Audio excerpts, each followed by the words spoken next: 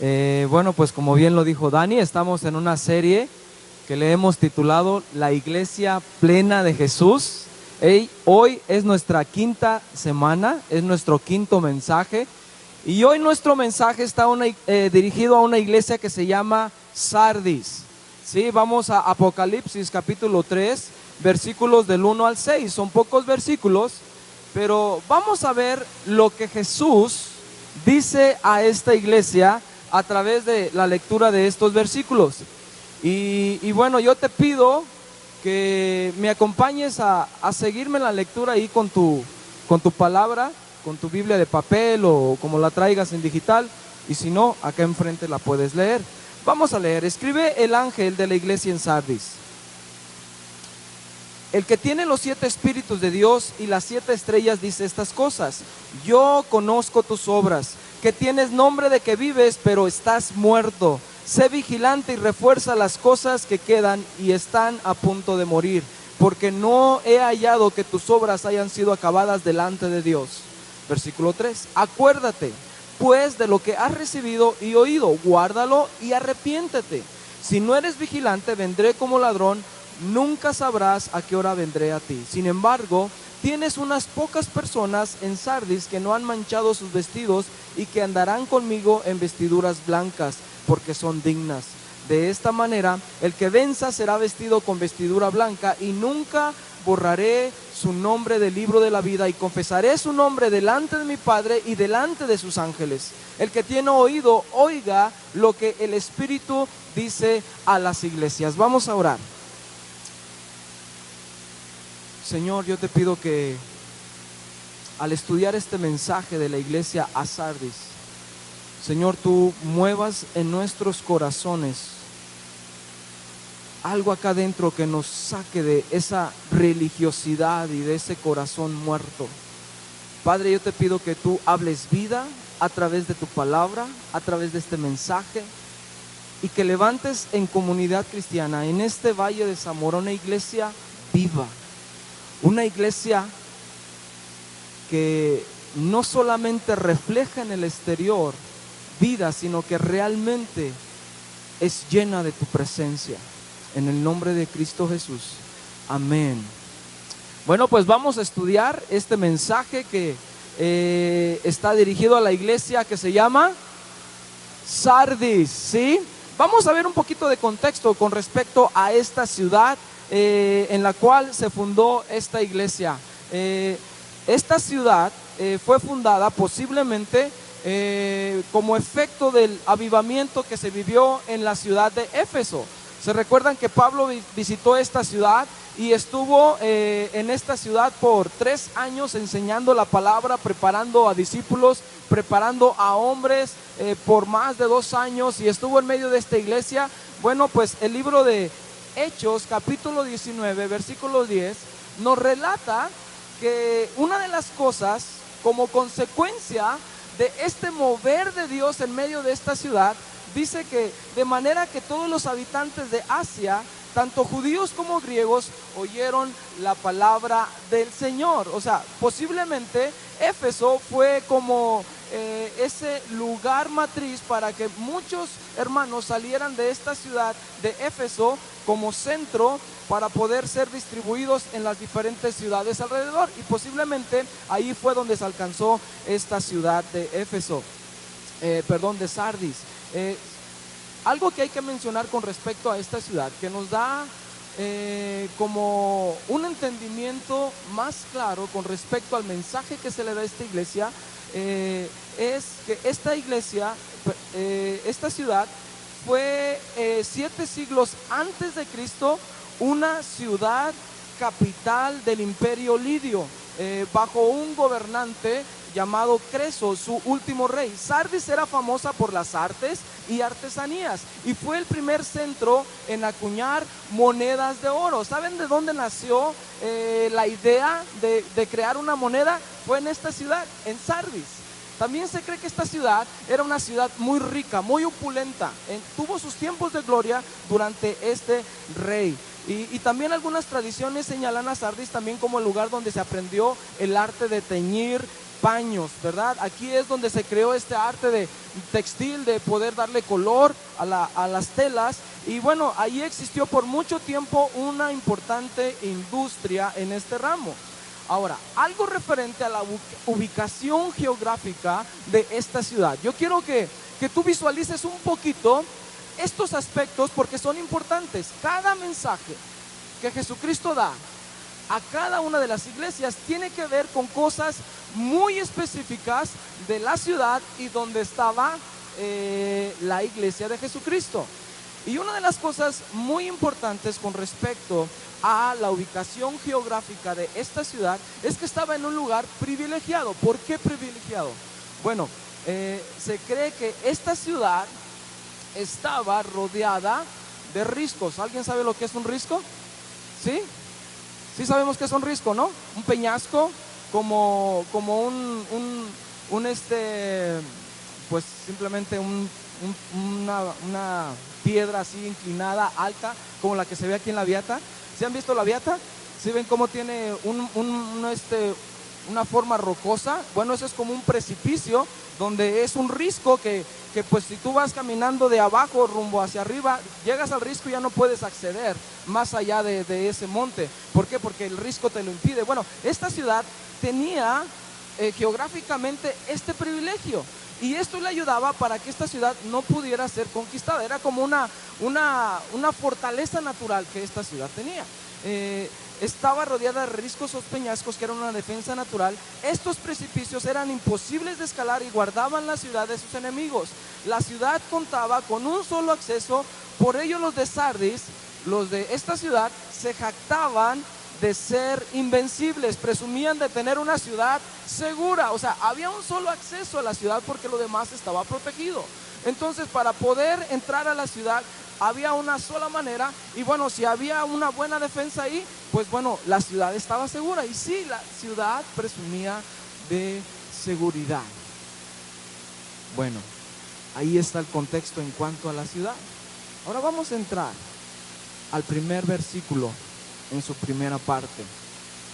En el versículo 1 del capítulo 3 hay una introducción, como en todos los mensajes, acerca de la persona de Jesucristo, acerca de aquel que escribe estos mensajes. Escribe el ángel de la iglesia en Sardis, el que tiene los 7 espíritus de Dios y las 7 estrellas, dice estas cosas. El que tiene los 7 espíritus de Dios. ¿De qué habla esto? ¿De qué nos está hablando acerca de la persona de Jesucristo? Bueno, esto es de que Jesús es completo en sí mismo. Dios, Padre, Hijo y Espíritu Santo, es perfecto en sí mismo, es pleno, es completo. En Jesús habita la plenitud del Espíritu Santo. Dios es autosuficiente, no necesita de nada ni de nadie, ¿sí? Dios es pleno en sí mismo, ha existido por la eternidad en una perfecta comunión con el Padre, con el Hijo y con el Espíritu Santo, los tres, la preciosa Trinidad, ¿sí? Juan, el libro de Juan, capítulo 5, versículo 26 dice: porque así como el Padre tiene vida en sí mismo, así también le dio al Hijo el tener vida en sí mismo. Colosenses 2:9, Colosenses 2:9, anótalo, porque dice: porque en Él habita corporalmente toda la plenitud de la deidad. Los 7 espíritus de Dios que habla el Apocalipsis, aquí se refiere a que Dios es completo, perfecto, pleno en sí mismo. Él no tiene necesidad de nada, Él no necesita de nadie, Él no ocupa nada como tú y como yo, que ocupamos muchas cosas para seguir adelante en el día a día. Ocupamos alimento, ocupamos un techo, ocupamos protección, somos finitos. Dios es infinito y Él es pleno, Él es completo, Él es autosuficiente, porque en Él habita la plenitud de la divinidad, de la deidad, ¿sí? Las 7 estrellas hacen mención de que la iglesia le pertenece a Jesús. Tú y yo le pertenecemos al Señor. Tú y yo le pertenecemos a aquel que nos ha comprado con precio y precio de sangre. Efesios 5:23, Cristo es cabeza de la iglesia y Él mismo es salvador de su cuerpo. El versículo 25 nos hace también mención de que Cristo amó a la iglesia y se entregó a sí mismo por ella para presentársela, ¿verdad?, a una iglesia gloriosa, a una iglesia limpia, sin mancha, sin arruga. La iglesia le pertenece a Jesús. La iglesia es de Jesús. Él es la cabeza del cuerpo, ¿verdad? Colosenses 1:18 también dice acerca de esta referencia, y además Él es la cabeza del cuerpo que es la iglesia. Él es la cabeza del cuerpo que es la iglesia. En este mensaje, iglesia, en este mensaje que vamos a estudiar hoy, la verdad, personalmente, es un mensaje fuerte. Es un mensaje muy duro, porque a diferencia de los otros mensajes, ¿saben cuál es el formato que se ha estado dando en los otros mensajes? En Éfeso, en Esmirna, en Tiatira, en Pérgamo. ¿Sabes cuál es el formato que hemos estado viendo? El formato es este, o la estructura del mensaje es este. Empieza hablando acerca de una descripción de la persona de Jesús, y después empieza con aquellas cosas que sí se están haciendo bien en la iglesia, ¿verdad? Pues, ¿qué crees? Esta iglesia no tiene cosas buenas. Empieza directamente con una exhortación, y es una exhortación muy dura, es un mensaje muy directo. No hay mención de atributos de esta iglesia, no se menciona lo que sí está haciendo bien. Esta iglesia no tiene persecución, o sea, no da referencia de las cosas que están sucediendo alrededor de ella, no tiene la amenaza de falsas enseñanzas. Jesús no tiene nada bueno que decir de esta iglesia. ¡Wow! ¡Qué triste! ¡Qué preocupante! ¿Por qué? ¿Por qué Jesús no tiene nada bueno que decir? Por el contrario, el mensaje empieza con una acusación fuerte acerca de la condición de esta iglesia. Y a lo largo del mensaje hace el distintivo de dos grupos. Si tú recuerdas lo que acabamos de leer, a grandes rasgos podemos ver dos grupos de personas aquí. ¿Sabes cuál fue el primer grupo? El que se menciona directamente: los que tienen nombre de que viven, pero están, ¿qué? Muertos. Tienen nombre de que viven, pero están muertos. Pero también en esta misma iglesia, y este es como la generalidad de la iglesia, aquellos que presumen tener vida, pero en realidad están muertos espiritualmente. Pero también hay otro grupo aquí, muy pequeño, un remanente, un pequeño grupo de personas que dice aquí que unas pocas personas que no han manchado sus vestidos. Aquí está. Para entender esta acusación de tienes nombre de que vives, pero estás muerto, debemos de hacer referencia una vez más el por qué Jesús dijo este mensaje tan duro. Para dar una respuesta a esta pregunta, déjame recordarte la condición geográfica de la ciudad. Y tenemos que conectar aquí algo muy importante. ¿Se recuerdan cuál era la geografía de esta ciudad? ¿Sí? Era una ciudad que estaba montada sobre un valle que tenía o estaba rodeada de peñascos, ¿sí? O riscos, ¿sí? O laderas muy pronunciadas que no se podían escalar. La ciudad contaba con esta defensa y estaba rodeada de estos riscos con un solo acceso de la ciudad. Lo que pasó cuando fue conquistada 2 veces por sus ejércitos enemigos fue de que ellos habían caído en una actitud de confianza excesiva, un exceso de confianza que los llevó a, vamos a poner que la ciudad está aquí es Risco, es simplemente una suposición, ¿ok? Aquí está la ciudad, aquí hay Risco, y la única manera de acceder es por la parte de aquí. ¿Están conmigo? ¿Sí? Los ejércitos enemigos que tomaron esta ciudad 2 veces lo hicieron de la misma manera. ¿Sabes cuál fue la manera en que pudieron entrar a la ciudad y poder tomarla y poder conquistarla? Las dos veces de la misma manera. ¿Sabes cómo fue? Los ejércitos enemigos escalaron por estos riscos, ¿verdad? Que eran imposibles de escalar según los de Sardis. Y subieron, y como acá en la parte del valle, cuando ya llegaron a la parte donde estaba la ciudad, no había vigilancia, pues fue prácticamente pan comido el hecho de que ellos pudieran tomar la ciudad. ¿Por qué? Porque no había vigilancia, no había quien velara, no había quien guardara esa parte de la ciudad. Eran vulnerables aunque ellos pensaban que no lo eran. Estaban desprotegidos aunque ellos pensaban que estaban muy bien protegidos. Así es que cuando llegaron a la ciudad, los enemigos encontraron que no había nada de vigilancia y se asombraron, dijeron: ¿cómo? No hay quien esté guardando esta parte. Y no tuvieron que pelear, simplemente llegaron, abrieron las puertas, obviamente vencieron a los que estaban ahí y entró todo el ejército invasor. La ciudad fue tomada 2 veces y las 2 ocasiones fue invadida de la misma manera, de la misma forma, por este exceso de confianza. Existía este engaño en los de Sardis de que eran una ciudad segura cuando no eran una ciudad segura. Los vencieron y fue triste, pero fue de la misma manera. Qué impresionante. Ahora, ¿qué tiene que ver esto con lo que Jesús está diciendo aquí? ¿Y cómo nos alcanza este mensaje a ti y a mí hoy?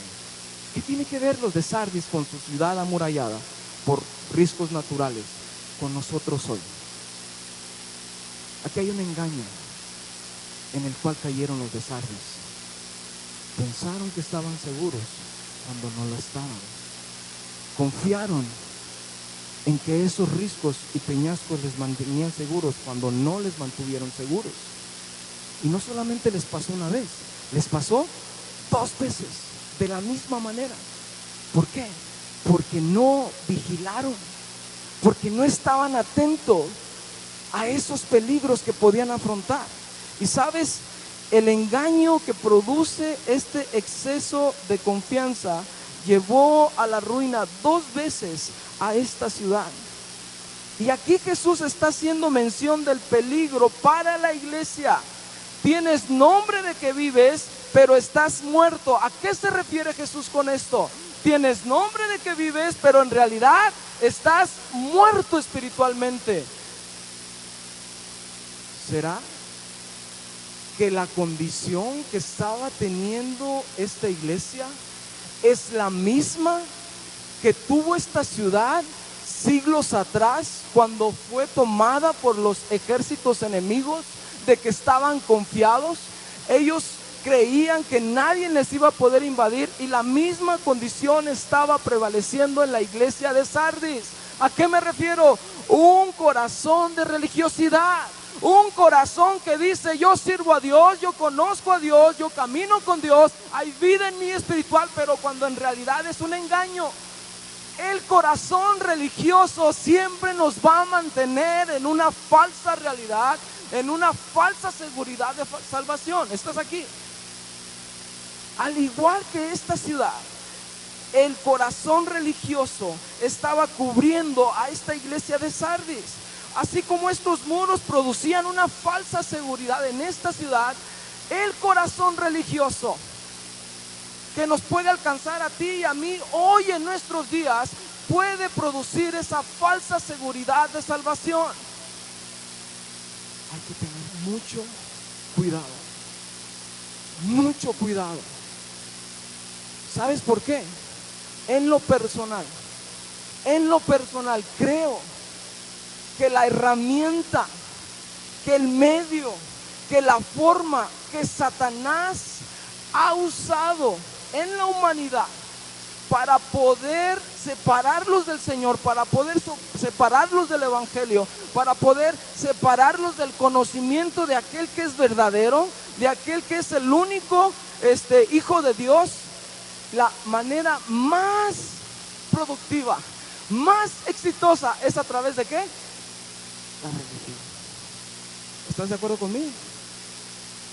¿Cómo le compartes el Evangelio a alguien que dice que ya tiene el Evangelio? ¿Cómo le hablas de Dios a alguien que dice que ya conoce de Dios? ¿Cómo le hablas de las verdades espirituales de aquel que conoce la Biblia?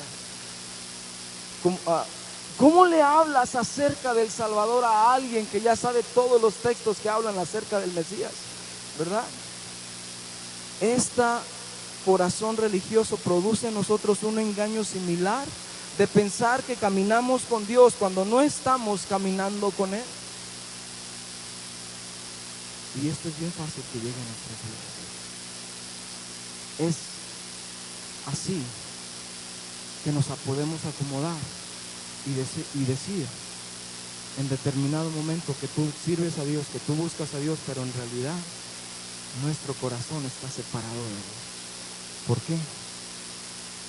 Tenemos nombre de que vivimos, pero en realidad podemos estar muertos. Ahora, esto no es una palabra de condenación, esto es una exhortación de parte del Señor a la iglesia de Sardis, diciéndole: hey, ustedes tienen nombre de que viven, pero en realidad yo conozco su corazón, yo conozco sus vidas, yo conozco sus obras y están muertos.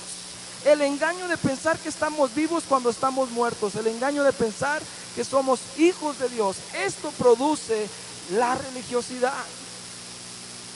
El corazón religioso esconde muy bien la realidad del corazón. La religiosidad te lleva a creer que caminas en luz cuando tu corazón está en tinieblas. El engaño maestro de Satanás es este. Cuidado, tengamos mucho cuidado. Tienes nombre de que vives. Tal vez esta iglesia de Sardis tenía actividad, tenían un nombre bonito, quizás la iglesia del Dios viviente, quizás la iglesia viva, no sé, tenían un nombre que daba alusión a que aquellos presumían de vida, pero en realidad estaban muertos. Quizás tenían una buena membresía, quizás tenían un buen lugar donde adorar a Dios, tal vez había muy buenos cantos ahí, quizás había un ambiente ritualista donde querían acercarse a Dios, tal vez había todo esto, pero sabes, la religiosidad siempre aparenta actividad, ¿sí? La religiosidad de nosotros siempre manifiesta esa falsa actividad, pretende tener conocimiento de Dios, pretende estar cerca de Dios, pero en realidad es que están separados de Dios y están engañados, no se dan cuenta de su error.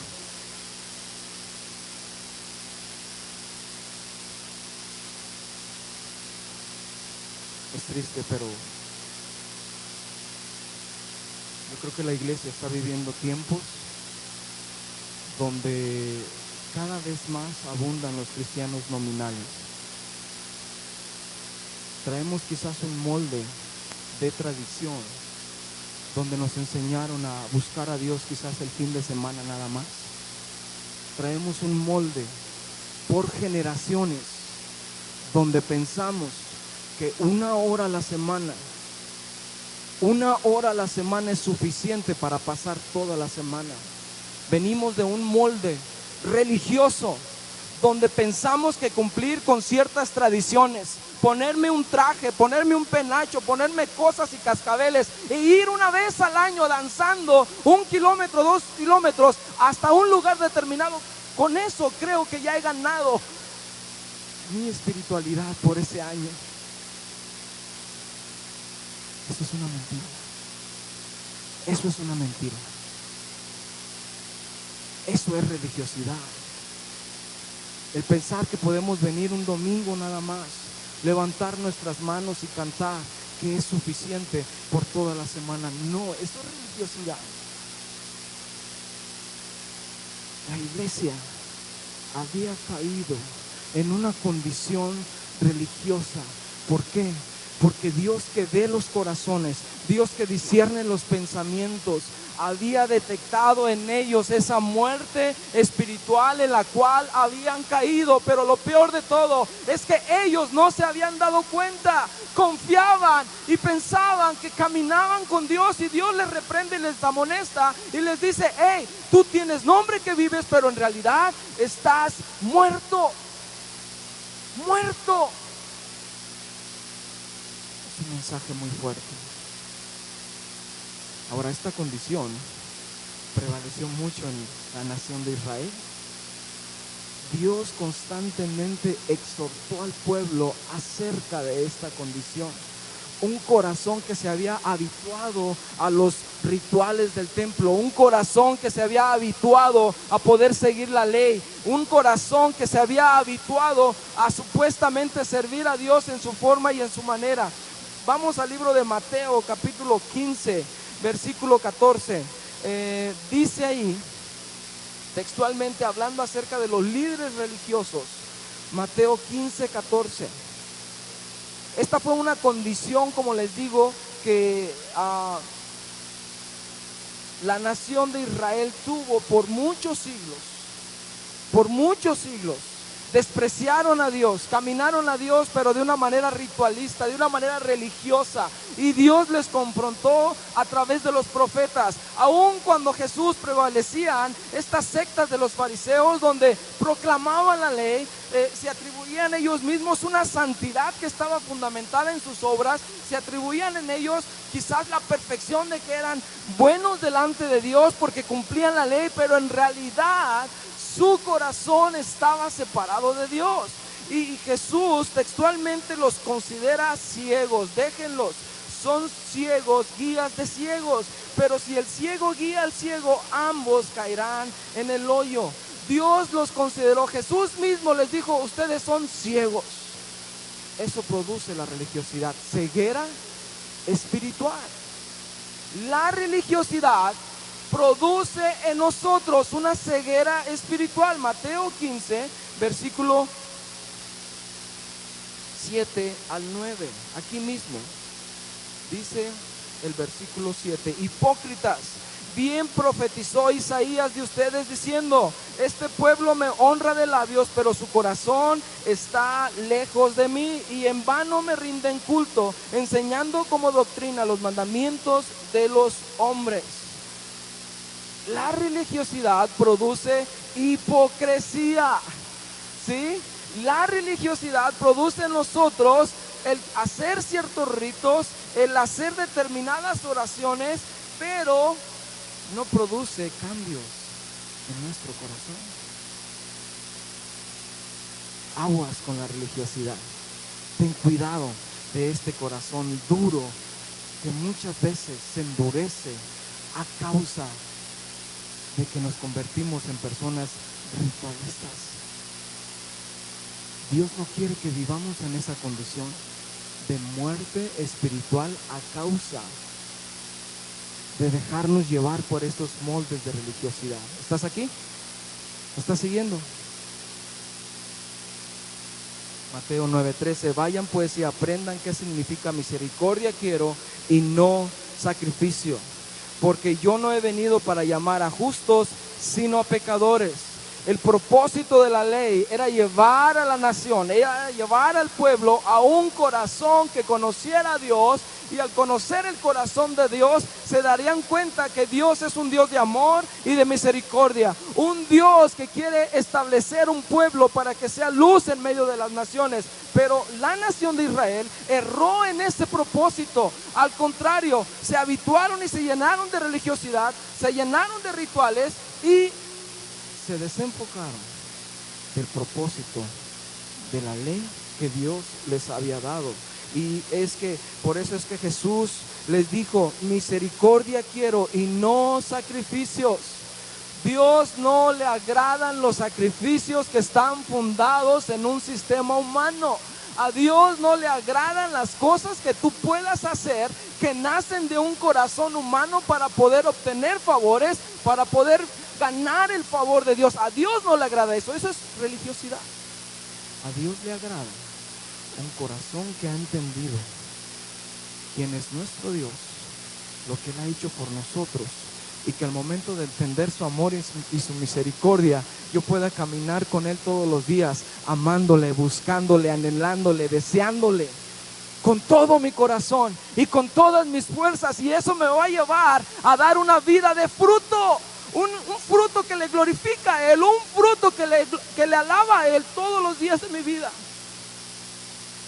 Pero la religiosidad no puede producir eso. Misericordia quiero y no sacrificios, conocimiento de Dios más que holocaustos, dice Oseas 6:6.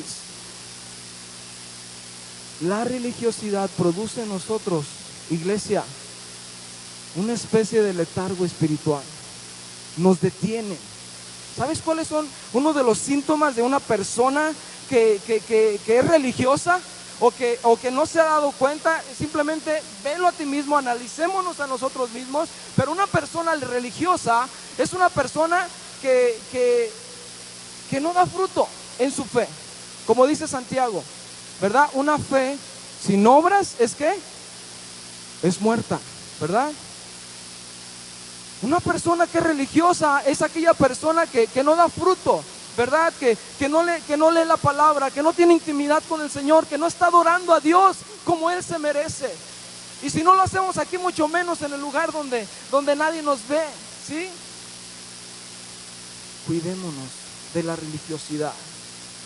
Punto número 1, como consejo que Jesús da a esta iglesia que entra directamente con un mensaje fuerte, literalmente les lleva a la confrontación, donde les menciona: tienes nombre de que vives, pero estás muerto. Por lo tanto, te pido que hagas esto. Punto número 1, sé vigilante. Dice el versículo 2: sé vigilante y refuerza las cosas que quedan y están a punto de morir, porque no he hallado que tus obras hayan sido acabadas delante de Dios. Sé vigilante y refuerza las cosas que quedan, ¿sí? Dios exhortó a la iglesia acerca de su corazón religioso, que les daba esa falsa seguridad de salvación. Pero en amor y misericordia les dices: tienes que hacer algo con tu religiosidad. Tienes que salirte de ese molde en el cual has caído. Tienes que levantarte de esa actitud en la cual estás caminando hasta este día. No seas religioso. Dile a tu vecino: hey, no seas religioso. Sé vigilante. Tienes que ser vigilante. Analicemos nuestro corazón, iglesia. Analiza tu corazón. Y muchas veces podemos estar caminando nuestra vida cristiana bajo esta condición religiosa. Vengo los domingos, si tengo tiempo vengo los miércoles, nada más cuando me sale por ahí el espiritual leo la Biblia. No oro a Dios más que cuando voy a tomar los alimentos. No busco a Dios en mis decisiones personales. No busco a Dios en medio de mis situaciones difíciles. Dios quiere y desea tener una relación profunda con nosotros. Y Él ha hecho todo lo necesario para que esto sea posible a través del sacrificio de Cristo Jesús. Y en ocasiones, iglesia, podemos estar cayendo en el error de seguir caminando nuestras vidas sin tomar en cuenta a aquel que ha dado todo por nosotros. Y como dice Pablo, lo leeremos más adelante, desechando la gracia que nos ha sido dada. En donde Dios conoce tus temores, conoce tus dudas, conoce todo acerca de ti. Dios sabe, aquellos que no están casados, cuántos hijos vas a tener. Dios sabe cuándo será el último día de nuestra vida. Dios sabe lo que viene el día de mañana. Dios sabe todo acerca de su iglesia. Pero muchas veces cuando dejamos que esa religiosidad venga a nuestras vidas, caminamos nuestras vidas cristianas como como si nos quisiéramos servir de Dios, como si quisiéramos obtener algo de Dios y nada más. Cuando la bendición de ser hijo, al ser incrustados en su familia, al ser Él nuestro Padre, es mucho mayor. Y Él quiere que tú y yo caminemos con Él cada día de nuestra vida. Dios conoce nuestros pensamientos, hermanos, pero Él se agrada cuando tú le expresas tu necesidad. Él se agrada cuando tú le dices: Señor, perdóname por esto que he hecho mal. Aunque Él ya lo sepa, aunque Él ya sepa lo que hay en tu corazón con respecto a dudas y temores, aunque Él sepa lo que estás pasando, a Él le agrada cuando tú abres tu corazón a Él y no caminas con ese corazón religioso y te cierras en ti mismo y dices: no, a Dios no le interesan estas cosas. Claro que sí. Por eso dice la palabra que seamos vigilantes. Seamos vigilantes. Romanos capítulo 13. ¿Por qué fue tomada la ciudad de Sardis? Porque no había ¿qué? ¿No había qué? Vigilancia, ¿verdad? Se durmieron cada noche, hasta que una noche vinieron estos ejércitos enemigos como ladrones en la noche y tomaron la ciudad sin previo aviso, pensando en que estaban seguros. La ciudad fue tomada. ¿Por qué? Porque no había vigilancia. Romanos capítulo 13, versículos 11 y 12. Y hagan esto conociendo el tiempo, que ya es hora de despertarse del sueño, porque ahora la salvación está más cercana de nosotros que cuando creímos. La noche está muy avanzada y el día está cerca. Despojémonos pues de las obras de las tinieblas y vistámonos con las armas de la luz. Efesios 5:14, anótalo. Efesios 5:14. Despiértate, tú que duermes, y levántate de entre los muertos, y te alumbrará Cristo. Iglesia, si tú crees que tú has caído en este formato, en esta comodidad de religiosidad, hoy es el día en que te tienes que levantar. Hoy es el día en que tienes que tomar una decisión por Jesús. Hoy es el día que te tienes que despertar y decir: ya no más.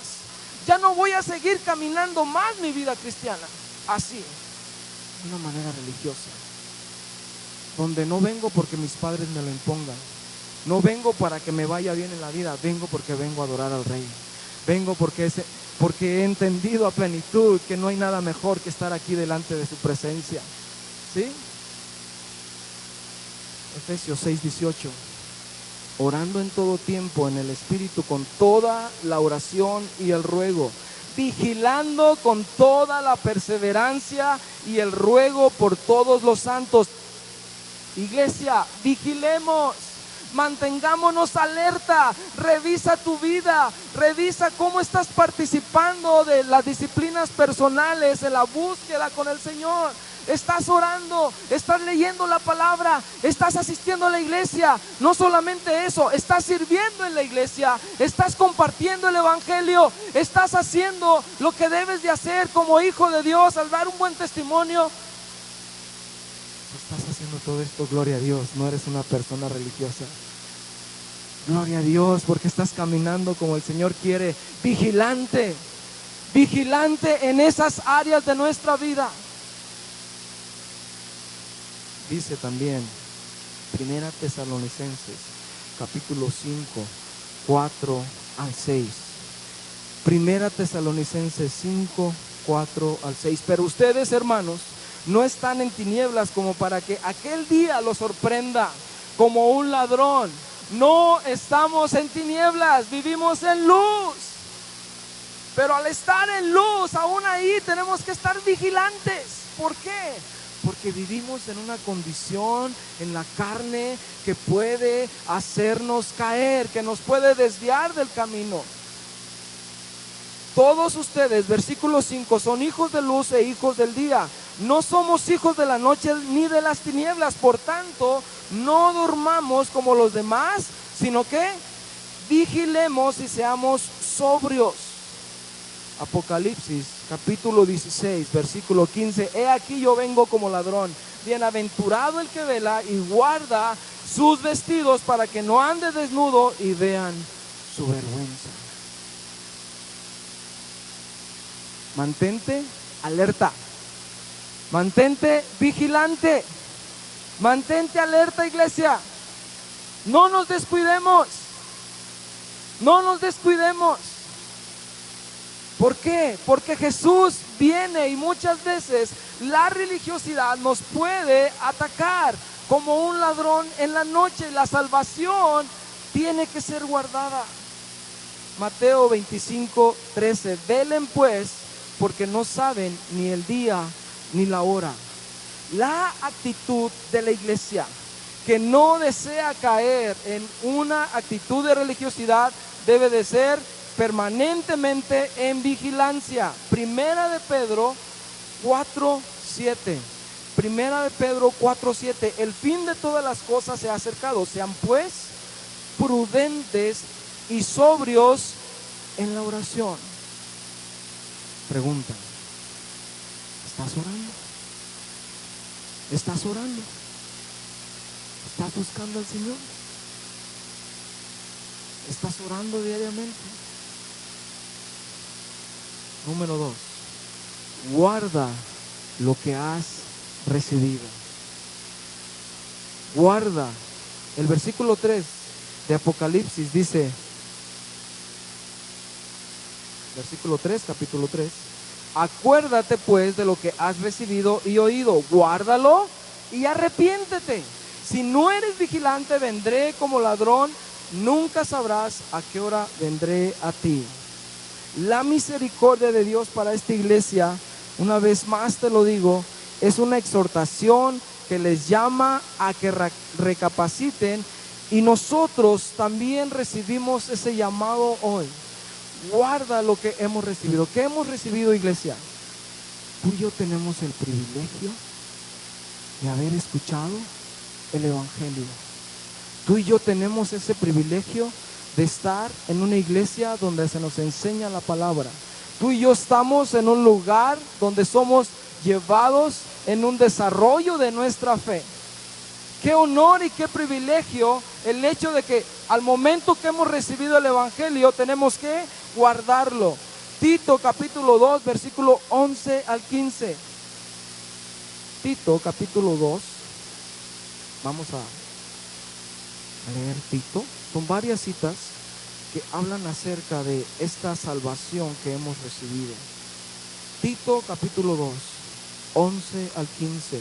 Porque la gracia salvadora de Dios se ha manifestado a todos los hombres. Tú y yo hemos recibido la gracia del Señor. Tú y yo tenemos la gracia del Señor sobre nuestras vidas, enseñándonos a vivir de manera prudente, justa y piadosa en la edad presente, renunciando a la impiedad y a las pasiones mundanas, aguardando la esperanza bienaventurada, la manifestación de la gloria del gran Dios y Salvador nuestro Jesucristo, quien se dio a sí mismo por nosotros para redimirnos de toda iniquidad y purificar para sí mismo un pueblo propio, celoso de buenas obras. La salvación es personal, ¿sí? No es familiar, no es matrimonial. La salvación debe de ser guardada de forma personal. Tú tienes que guardar la semilla del Evangelio, tú tienes la responsabilidad. Ahora, déjame aclarar esto. Todos tenemos la responsabilidad de guardar el Evangelio, todos. Aunque, obviamente, no podemos hacer nada para ganarlo, eso está claro, ¿verdad? Nuestras obras, después de que somos salvos, no significa que mantenemos, ¿verdad?, nuestra salvación por las obras. No, tampoco. Significa nada más que tenemos que estar vigilantes, atentos, porque muchas veces el enemigo puede robar. Podemos detenernos en el camino, podemos menguar en nuestra fe, podemos separarnos del camino. Por eso es que debemos de guardar lo que hemos recibido. Segunda de Corintios 6, 1 y 2.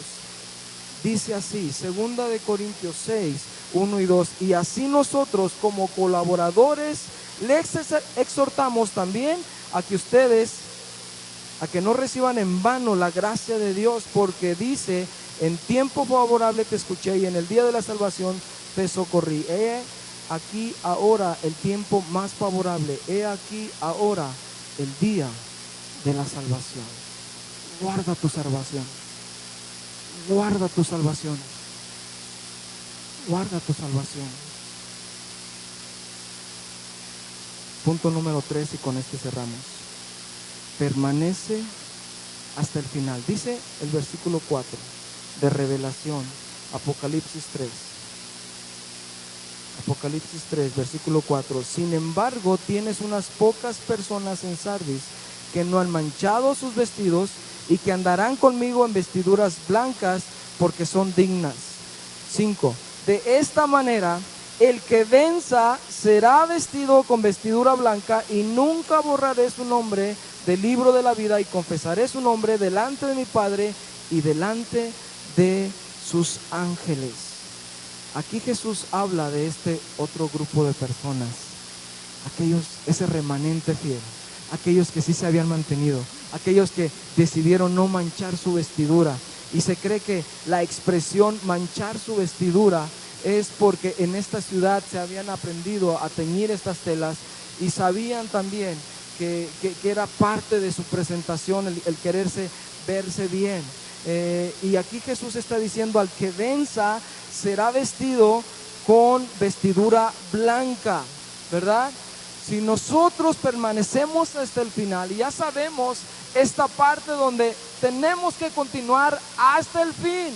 En nuestro diario caminar con Jesús, caminamos hasta el fin, y la recompensa para cuando lleguemos hasta al final, cuando Cristo venga o muramos antes de que Él venga, la recompensa es que Él nos dará vestiduras blancas. Eso es justicia delante de Dios. Somos hechos justicia delante de Dios. También habla de que nuestro nombre será escrito en el libro de la vida. Y también habla de que Jesús confesará nuestro nombre delante del Padre. Iglesia, permanezcamos hasta el final. Venzamos todo lo que tengamos que vencer con respecto a esta actitud de religiosidad que muchas veces viene a nuestras vidas. Yo te quiero preguntar hoy, ¿te has sentido? ¿Te has sentido en ocasiones como si esto fuera rutinario, caminar con el Señor? Voy a pedir que los chicos de la alabanza pasen.